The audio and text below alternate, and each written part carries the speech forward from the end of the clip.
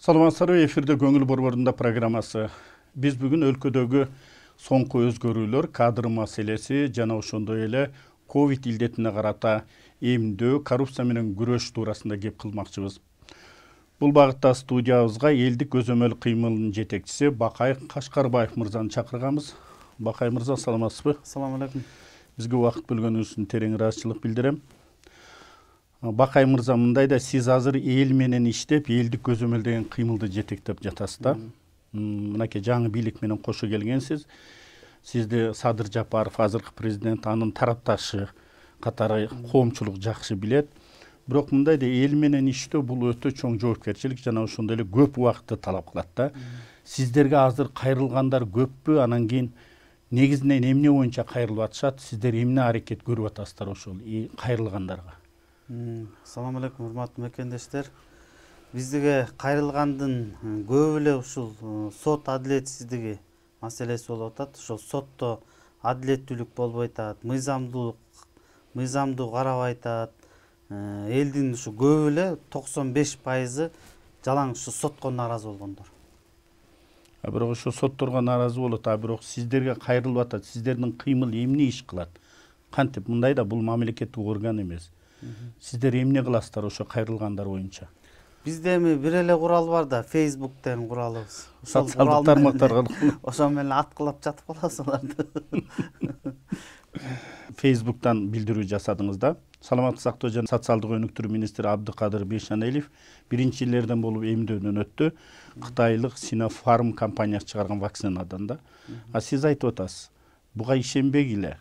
Анан ошол менен катар президентке дагы кайрылуу жасадыңыз. Сиз айттыңыз, бул министрликте абдан көп коррупциялык иштер бар. Азыркы президенттин тегерегинде экономикалык кризиске кептей турган чыккынчылар көп экендиги, кымбатчылык, жумушсуздук болуп атат, эл кыйналып атат, анан мындай алдоо жүрүп атат бийлик башында депчи. Сиз мындайда эми бул жан күйүп кайрылып атканыңызды биз түшүнүп атабыз да. Ошол социалдык тармак аркылуу. Эмне себептен ишенбейм деп атасыз? Дагы бир учур бар да. Мынакей Улукбек Марипов, өкмөт башчы, иммунитетим күчтүү экен деп баш тартты. Ошондой эле президентибиз дагы баш тартты. Бирок саламаттык сактоо министри эң биринчилерден эмдөө алды. Негизи ушул вакцинацияга, эмдөөгө ишенсе болбойбу? Анан сиз кайсы коррупциялык иштерди айтып атасыз? Мен өзү Кытайдан келген вакцинага, вообще Кытай жакка эле көп билесиз да, кыргыз элине ишенич жок. Илгертен биз баягы душмандашып, ата-бабаларыбыз эметип келип эле анын үстүнө могу Кытайдан келген продукция жана кукси, азыр жана синтетический наркотиктерди Кытайдан келип атат. Көбүчү. Ошол себептен биз мындай көп ишене албайбыз да ал тарапкачы. Министр балким ошол вакцина эмес, башка эле дарыны мындай алып койду дейсизби? Күмөнбүз биз. Жанагы эмнени сорду, эмнени сайды, ал вакцина эмне болгон вакцина, мурун башка бир мамлекеттерде сайылганбы, текшерүүдөн өткөнбү? Маалымат жок. Биз эми жөн эле подопытный кролик кылып эле ар кайсы вакцинаны алып келип эле элдин баарын тешкилей бергенде болбойт го. Эң чоң вакцинаны Кудай таалам өзүбүзгө эле салып койгон, иммунитетибизге эле. Ошол иммунитетти кайра көтөрүлмөлөп мындай өйдөлөткөндүн ордуна булар кайра элдин баарын коркунучка салып, ковид келатат, вакцина жабыш керек, камалыш керек деген баягы элдин арасына паника салып атканы жакпай атат да мага министерствонунчу. Эми баягы адамдын психологически коркуп эметип калганда сразу адамдын иммунитети өлөт да, бул медицинада деле далилденген. Керек болсо азыр дүйнөдө иммунология деген наука бар экен. Булар деген ракты айыктырып атат муну мененчи. Рак ооруларын, жанагы неизлечимый болезньдердин баарын иммунология деген бу жерде өзү эле айтып турбайбы? То есть адамдын иммунитети күчтүү болуш керек. Күчтүү адам билет да, өзүн сезет да. Мына Садыр Нуркожоевич деле, Мариповдор деле баш тартышкан тура биздин иммунитетибиз жакшынакай эле, биз оорубайбыз деп. Эгерде биздин ошол бийлик башындагы адамдар ушул эмдөөдөн баш тартса, элде чындап эле күмөн пайда болот, чынбы? Эгерде ошончолуу эле зарыл вакцина болгон болсо, анда ошол өкмөт башчы баш болуп өзү алыш керек эле. Элге үлгү болуш керек эле деп атасыз, чынбы? Жок, мен тиги өкмөт башчы жөнүндө эчтеке айткым келбейт. Просто могу биздин саламаттыкты сактоо министрликтин могу врачтардын элге кылган мамилесин көрүп турупчу мен буларга ишене албайм да, ишенич болбойт буларгачы. Азыркы врачтар, саламаттыкты сактоо министрлиги, илгеркиде совет өкмөтүндө тартип жок. Булар эң баш азыр. Эч кимге контролдо албайсың буларды дачы, эмне кылып дарылап атат. Мына мен 5 баланын атасымын, 5 баланы чоңойттум, далайды көрдүм менчи. Жөн эле мояктагы ангина деген мен кызым, улуу кызым ошо эметип калды да, кичинекейсинде баа суук тийгизип. Ошону айыктыра албайт, жөнөкөй эле ангинаны айыктыра албай, акыры уже кичинекей 2 жашында уже венасына сефазалин сайганда мен түңүлгөм да. Буларда башка метод жок экен да, ал көрсө мен кийин ба айла кеткенде анан интернетти касып издей баштадык да, кантип кутулабыз бул ангинадан депчи. Көрсө адам мурду менен дем алыш керек экен. Мурду менен дем алганда баягы тиги бөбөк ооруганда эле сразу тиги мурду бүтөлөт да, мурду бүтөлгөндө оосу менен дем алып баштайт да, анан микробтун баары эле тамакка барып жабышат. Анан биз анын тамагын дарылап эле тамакка спрей чачып, айла кеткенде анан акырында 2 жашар балама сефазалин сайылганда. Ошондон кийин мен буларгадан түңүлгөм да, булар врачтар бул эмне жөн эле бир бука бүтүп берип эле бүтүп алган врачтар болуш керек. Мындай государственный мамлекеттик контроль жок да, бир мамлекеттик саясат жок бул мындай. Биринчи илгери бизде бала кезде мындай өкмөт үйгө кичинекей кифирден бери алып келип мындай эме пенициллин, анан бициллин деген 2 антибиотик бар эле. Азыр бул бизнес болуп кетти да, саламаттыкты сактоо министрлиги муну өзүнүн бизнесине айлантып. Врачка барсаң көрүнөсүң, жазып берет, могу аптекага барасың, могу дарыны аласың депчи. Булар бүт акчанын кулу болуп калышкан. Ошондуктан буларга ишенич жок. Демек ал жагына реформа жасап, аябай тыкыр иликтеп чыгыш керек. Бул бир. Ал жөн эле Кытайдан алып келе калып эле, Кытайдан келди вакцина дегенде эле элдин баары эле уже сайдыргысы келген жок. Мына даже врачтар, военныйлар, тиги милициялар өздөрү баш тартып атып, биз сайдырбайбыз депчи. Айтыңызчы, мынакей кадр саясаты боюнча сиздер дайыма мынакей тарапташтарыңыз да бар да, жаштар келсин дейсиздер да. Бүгүнкү күндө мынакей кадр саясаты билинип эле калды. Мынакей өкмөт алмашты. Ошону менен катары сиздер айтып атасыздар, жаштар келсин деп. Бирок жаштар келгенде да тажрыйбалуу адистер келиши керекпи? Анан жөн эле жаш эле болсо да болбойт да, чынбы? Бирок биз көрүп атабыз кимдер келип атканын. Негизи кадр маселесине кандай көз карашыңыз? Кадр маселеси эми баягы бизде Садыр Нуркожоевич айткандай 30 жылда булар бир мындай кадр өстүрбөптүр да. Мындай тарбиялап, мамлекетти сүйүш керек, мамлекет үчүн иштеш керек деген саясат жүргөн эмес да, булар только уурдап эле анан кошомат кылганды эле үйрөтүп келишкен да. Бизде кадр таңсыздык ошо да. Тигини койсоң деле шалтак, муну деле койсоң деле шалтак. Бир мындай эмеси тарыхы таза, арты таза киши жок да. Бүт баары эле илешип, чырмалышып алган. Анан кадровый саясаттан туура айтасыз. Жаштар дей бербеш керек да. Жаштардын жаш эмес кишилердин деле арасында бар. Таза кишилер, патриоттор бар. Просто булар баягы өсө алган эмес да. Тиги жанагы саясий мафия буларды басып турган да үстүнөнчү. Садыр Нуркожоевич айтып атпайбы? 300 семья бар. Ошолор Кыргызстанды монда клан болуп алышканда, Кыргызстанды басып турат булар, баш көтөртпөй. Ошолор өстүрбөйт. Ким кадр ким? Ошонун таекеси, жеени, классташы. Эми ошондой кадрларды алып келиши үчүн эмне кылыш керек? Мына билими бар, тажрыйбасы бар, бирок акчасы жок, таанышы жок. Биз аларды кантип алып чыгабыз коомчулуктан? Эмне кылыш керек? Кимге кайрылыш керек? Кадрлар тапса болот, андай кадрлар бар. Көп эле экен, мен аралашып көрбөдүмбү. Просто жана сиз жогорулоодо белгилегендей булар көтөрө алган эмес да, өсө алган эмес. Ошону кантип? Эми муну мындай кылыш керек да. Биринчи азыр мындай болуп атат да, азыр Кыргызстанды 3 бийлик бутагы башкарып атат да. Парламент, өкмөт, президент. Каша да азырчы, каша. Азыр тигини коеюн десе, тиги каршы, тигини коеюн десе, бияк каршы. Тигилер өздөрүнүн кишилерин коюп кетип атышат. Анан жашырганда эмне мэрияга барсаң деле тигинин кишисикен, мунун кишисикен деп угулатабыз анын баарынчы. Ошон үчүн Садыр Нуркожоевич баягы вертикаль власти жок да биздечи, жоопкерчилик жок. Бул конституционный реформа эмне үчүн керек болуп атат? Ошон үчүн керек болуп атат. Ошо реформадан кийин вертикаль власти коюш керек, бир киши жоопкерчиликти алыш керек. Анан кадр тандаганда ачык кылыш керек, прозрачный кылыш керек. Анын жанагындай азыр технология баары жетишип эле калбадыбы? Анан тиги кадр саясатындагы мындай тандаганда деген жана тандоо комиссиясынан этиятташ керек да, ошолордон башталат коррупционерлерчи. Ошолор баягы тигилер эми кереги жок эле, мисалы үчүн азыр акимдерди тандап атышат да. Суроолорун көрөсөң эми акимчиликке тиешеси жок деле суроолор. Бир мыйзам, бул мыйзам кандай, анан тиги мыйзам кандай. Аким деген ал айыл чарбасын түшүнүш керек, кичине өнөр жайын түшүнүш керек. Анча-мынча юридический образование болуш керек. Анан негизи эле бизде баягы 60-70% айыл жеринде болуп атпайбы. Негизи айыл чарбаны, мал жанды мындай жерге боору жакыныраак кишилер келиш керек да. Анын билимине, юридикалык билимине кереги бар алды. Кадр саясатынан кетип бүгүнкү жергиликтүү кеңештерге шайлоо. Бишкек шаарындабыз биз. Бишкек шаарында кандай өтүп атат? Анткени себеби коррупциялык жолдор менен шайлоо өтүп, бул көнүп калган да. Азыр мындай тазараак өтүп атат деп айтасызбы? Анан шайлоого партиялар кетип атат. Анын ичинде жаштар бар. Жаштардын ичинде жана 300 чиновниктин балдары, кыздары тиги бу деп атат. Негизи сиз эмнени көрүп турасыз мындан? Азыр урматтуу мекендештер, мындай да, могу депутаттардан бийликти алыш керек да. Булар деген жанагы айыл өкмөттөрдөн, айыл өкмөттү ким шайлайт? Айылдык кеңештин депутаттары шайлайт. Шаардын мэрин ким шайлайт? Шаардык кеңештердин депутаттары. Биз ошол парламентский правленияны жоготуп туруп, мына президентский правленияны кое турган болсок, бул кутулуунун бир жолу. Анан сиз айтып аткандай, тигилердин балдары, конечно, бара берет экен да, алар деген эми аны тыя албайт экенбиз да. Мыйзам чеки партиянын ичине кошулат да, ошол партия менен кете берет. Ооба, Кудай буюрса, бул парламентский эмен жок кылабыз да, бул партиялар мындай жанагы элдин өкүлү болуп эле баягы тиги айылдык, шаардык кеңештерден бүт жанагы шайлай турган полномочиялар да алынат. Бүт назначение болот. Мен эми кыялымда минтип ойлойм да, мен баягы тиги көп кишилер менен сүйлөшүп жүрөм да, анан мындай жыйынтыкка келдим да, урматтуу мекендештер, мына Садыр Нуркожоевич жоопкерчиликти алам деп атабы? Жоопкерчиликти алсын. Мамлекетте бүт реформалардын баарын жазасын.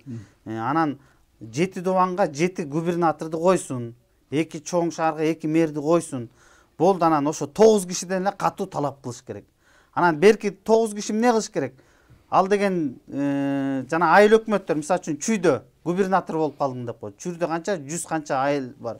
Ошол айылда эми айыл өкмөттү шайларда, бул дагы губернатор дагы мындай эл менен сүйлөшө алган, эл менен тил табыша алган, мындай эл менен монтип жуурулушуп кете турган губернатор болуш керек да. Баягыдай мындай эмелердин кереги жок бизгечи. Анан ошол барып, айылга барып, же бир 2 помощник, 3 помощник алып алып, жөнөтүп, айылга элге чогулуп, эми айылдыктар деле түшүнүп калды да, көрдү. Буга чейинки шайланып келген айыл өкмөттөр бүт ичип, жеп, тоноп, жердин баарын сатып, мүлктүн баарын какшытып келген эмелер. Элдер деле даяр болуп калды ушул учурдачы. Эми могу ушу Садыр Нуркожоевич ошол жана губернаторлоруна туура тапшырма берип эле ошо элге барып, жолугуп, эл менен элечи, мына силердин айылга айыл өкмөт шайлайлы деп атабыз. Кана барбы кандидатураңар? Кээ бир айылда даже кандидатуралар жок айылдар бар экен. Мен мисалы үчүн Акталада тиги сүйлөшүп турам да балдар мененчи. Биз дейт кое турганга эмебиз жок дейт. Эмеге айыл өкмөткө ылайыктуу кандидатурабыз жок дейт. Уже айыл датабо эметип калганда кадр жок. Кээ бир жерлерде бар. Мисалы үчүн бизде бар, мону коет электе. Кече эле мына Кажисайдын эмелери тиги Тоң районунан, Ысык көл областынын Тоң районунан келишти. Бизде бар дейт, айыл өкмөтүбүз бар дейт. Бирок эми олар кайра эле койбойт да. Мен аларды сороттум. Кудай буюрса, буяк реформа, референдум өтүп кетсе, бүт назначение болот. Мондай баягыдай эң баштык болбойт. Ошондой эле кылыш керек. Ошол эл менен сүйлөшүп эле, эл менен кеңешип, эми азыр билинип эле калды да 30 жылда мына Кадам жай боюнча айтайынчы, бир Кадам жайда бир куураган эжеке бар да, Атыркүл дегенчи. Ошол жактагы жанагы коррупционерлер менен мэр, госрегистр, прокуратура баары сговорго кирип алып эле тиги бир домдун эле мондай кирип бараткан жолун сатып ийишкен да. Бул мыйзамсыз жолду саткан. Ал байкуш эженин барбаган жери калган жок. Эми буга мэр баш ийбейт экен. Мэр ошентип эле айтыптыр, баары билгениңди кыл деп элечи. Баары кааласаң Путинге бар деп айтыптыр, Путинге. Ушундай да, ушундай баш ийбестик. Жана орусча айтканда вертикаль власти жок болуп атат да биздечи. Вертикаль власти жок, контроль жок. Тиги Текебаев атайын ошентип тиги кыргызды геноцид кылып анан чачыратып жок кылайын деген саясат болуш керек жана парламентский правленияны ошончон алып келсе керек да. Мынакей коррупция менен күрөштө камалып атат, акчаларды төгүп атат. Бул деле мындай да азыркы бийликтин мындай аракети болуп атат да. Биз мынакей экономикалык жактан кыйналып турабыз, анан кийин босогодо карызыбыз дагы чоң. Бизден талап кыла турган. Анан ошого карата аракеттер, коррупция менен күрөш, анан акча төгүү, анан кайра бошотуу. Сиз эмнени көрүп турасыз? Эми баягы коррупция менен күрөш болуп атат деп эле мындай азыр элди мындай шоо кылып мындай кылам десең, ал ачык эле билинип калат азырчы, мындай калкып эле чыгып калат. Анан эми азыр коррупция менен күрөшмүш этип атышат. Ачык эле айтыш керек, эми ал толтурада коррупционерлер көп да, аябай. Жана 300 семья бар деп жөн айткан жок да Садыр Нуркожоевич.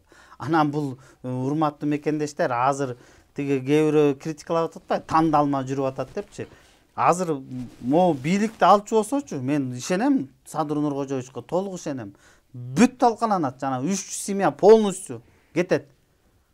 Азыр эми мындай баягы эски закон менен жашап атабыз да. Бүт эле мыйзам чегинде болгон аракет болуп атат. Анан биздин прокуратураны билебиз да. Прокуратурада кимдер иштейт? Ал ошо жана 300 семьянын тайеке, жээни, досу сотто кимде иштейт? Ошолор иштейт.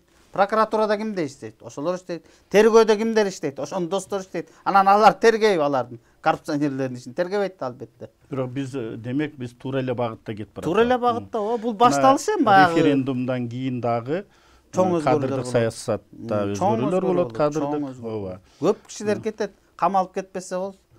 Дардаңдап жүргөндөрдүн. Бийликтин келишинде чоң түрткү берген дагы бир Сыймык Жапыкеев деген биздин жараныбыз бар. Азыр Ысык көлгө прокурор болуп кетти. Ал иштеген орган жана биригип, ирилешип кетти да. Анан негизи мындай да, ким келбесин, кайсы партия келбесин, өзүнүн адамын бийликке коет, ошондой эле маселе көтөрүлүп атат. Анан кийин башкалар келбейт деп биз ишенсек болобу, ошол мындай да өзүнүкүнө жан тартпастан ошондой жакшы кадрлар келет деп айтып атасыз сиз, Анан ошол Сыймык Жапыкеевдин Ысык көл областына прокурор болуп кетти. Эми Сыймыктын иштегенин көрбөдүкпү? Сыймык эмне келет колунан? Эмне келбейт? Сиздер барып жүрдүңүздөр ошол жерге. Канча барып ызылдашып, канча аякта жүрдүк чырылдап кыйкырып. Бул органдын ошол кошулуп кетиши да туура болду негизи. Жоюш керек болчу. Булар бизнесмендерди талкалай башташкан уже. Коррупция менен күрөш деп эле уже бизнесмендерди баары вымогать этип эле ачык эле баягы мурунку эски иштерди баары чакыртып эле, эми баягы далил жок, просто эми элдин арасында көп сөздөр айтылып жүрөт да Сыймык Жапыкеев жөнүндө. Бирок алардын анын баары эле чыгат да эми. Азыр эмес, кийин чыгат деп атат. Чыгат. Анын баары чыгат, айтылат. Эмне Бишкек, Кыргызстан кичинекейде да баары эле угулат. Ким эмне вымогать этип, эмне кылып жүргөнүн. Баары ачыкка чыгат. Азыр ичип жеп ойлоп атышат да, биз ичип жеп алып эле ушул ойдон билинбей калабыт экенбиз депчи. Тиякта кыракы киши бүт байкап көрүп эле турат. Анын баары убагы келгенде жооп бересиңер. Эч ким жоопкерчиликтен кутулбайсыңар. Эч кимди аябайм деп айтпады беле Садыр Нуркожоевич. Мен досум болосуңбу, бир тууганым болосуңбу, классташымсыңбы, партиялашымсыңбы, жердешимсиңбы? Баары мыйзамдын алдында бирдей болот деген анты бар кыргыз элинин астында. Сиз президент Садыр Жапаровдун мындай тарапташы, жакын баягы түз эле кайрыласыз. Социалдык тармактардан президент, урматтуу президент, мени кабыл алыңыз, мындай болуп атат, алдап атат, тегереңиз бүт эле коррупционер толуп алды, алдап атат, тиги деп ушундай кайрылууларды жасайсыз, бирок деген жетеби ал? Жетип атат. Жетип атат, угуп атат. Өзү аябай жакшы колдонот. Садыр Нуркожоевич Facebook'та группасы бар, Садыр Жапаровга кайрылуу деген. Ошол жака эле эмелерди жөнөтө беребиз. Видео кайрылууларды. Бирок сиздин кайрылууңуз жетип атат. Жетип атат, алхамдулилла. Анан да бир маселе да. Эгерде бизде ошондой бийлик башындагы адамга жакын адамдар болсо, кайрылышат да. Мени кызматка коюп кой депчи. Сизге да кайрылгандар болду. Анткени мен тазамын. Мен мындай адистигим бар. Эгерде мени койсо мен иштейт элем депчи. Мына сиз ошондойлорду колдоп атасыз да. Ошондой кайрылуулар болду.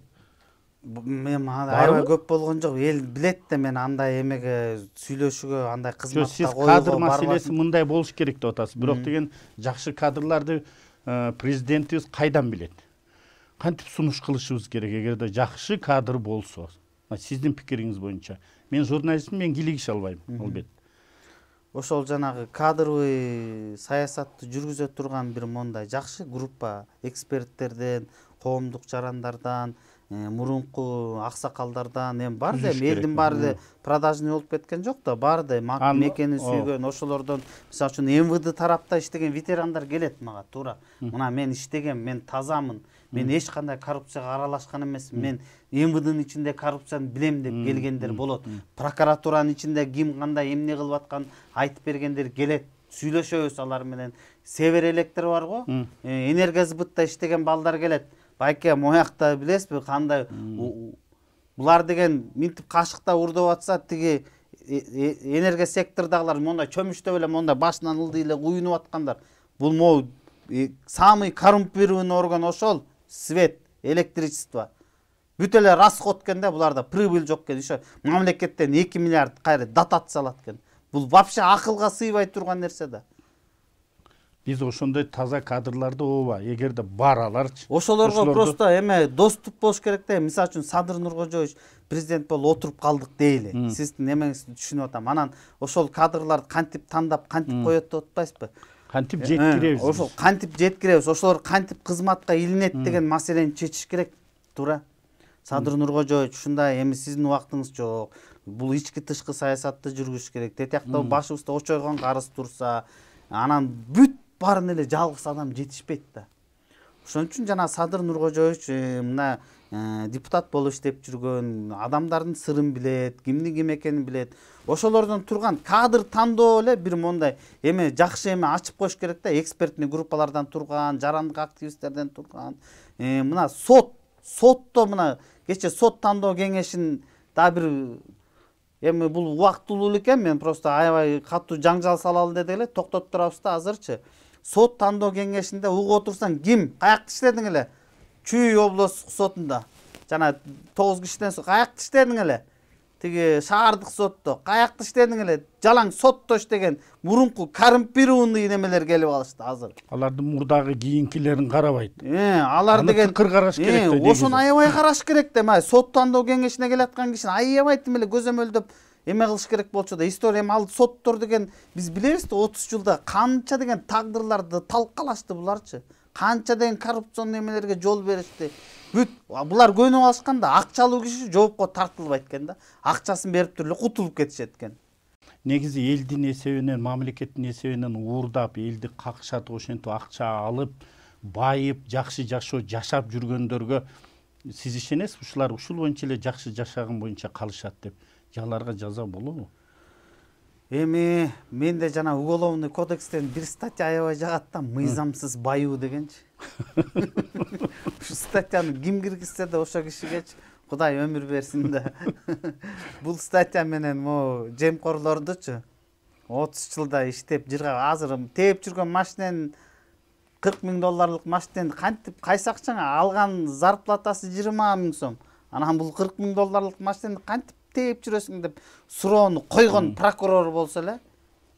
Анткени айлык майына кандай жашаган болбойт. Үйүң кара, айылга барсаң малың кара, анча малды кантип жыйгансың, анча үйдү кантип салгансың, ал көрүнгөн эле мүлкү. А көрүнбөгөн банковский счетунда Кудай билет канча деген миллиондор жатат. Да бир маселе бар. Жана эме сурооңузга аягына чейин жооп бере коеюн. Ошолордун тагдыры эмне болот деп атпайсызбы?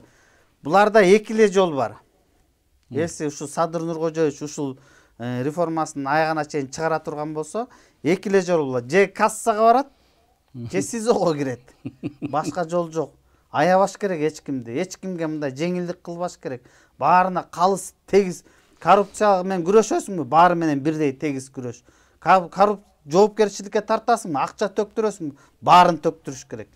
Биздин убактыбызда дагы бир маселе бар да, парламент маселеси. Мына 6-чы чакырылыштын депутаттары отурат. Референдум, мына жаңы баш мыйзамдын долбоорун карап берди, алдыда референдум болот.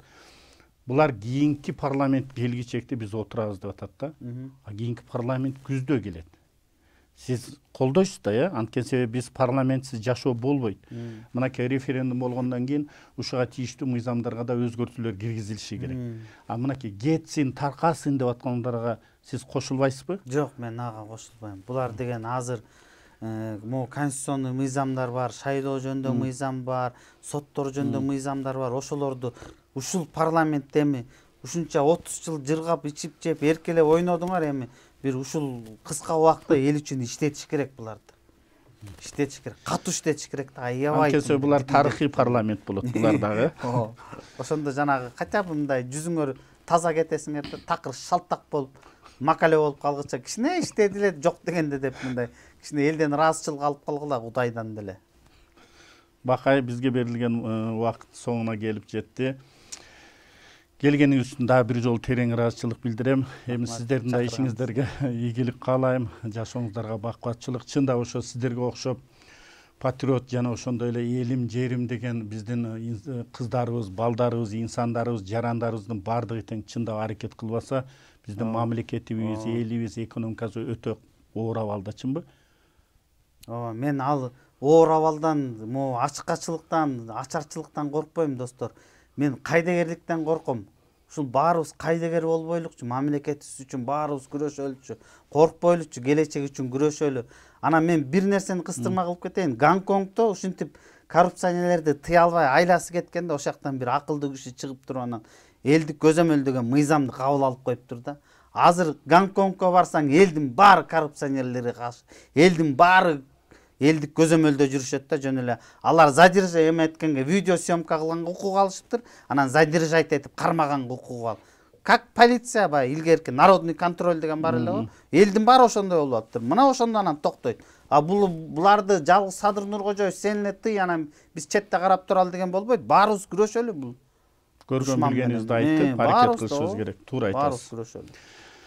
Анда бизге берилген убакытта соңуна келип жетти. Рахмат сизге да бир жолу.